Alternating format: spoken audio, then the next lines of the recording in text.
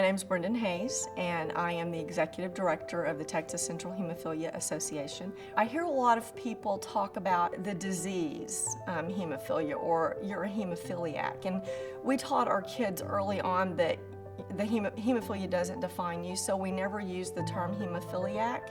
And we don't like to use the term disease either, because that sort of makes us feel like, this is something that ravages your body, and you're not gonna be able to live a normal life. And so we say it's a disorder. It's part of who you are as a person, and we need to move on.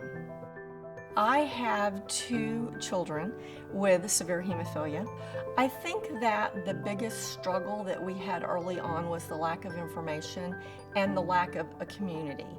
I contacted NHF and basically said I'm a new mom and I really am clueless, and I would appreciate any help or any contacts that you can give me. It was very refreshing for me to see that there was a national organization who was there for me in a time of need. One thing that I really appreciate that they did do was they encouraged me to get involved in my local chapter. Once the second child was born, that was when it was apparent that we didn't have a choice. And so we had gotten an invitation in the mail for our local chapter's annual meeting. And we hadn't been to any events and didn't know anyone, and we go in, and they were doing their annual board elections, and so my husband nominated me, and I've been on the board and or involved in our chapter since that day.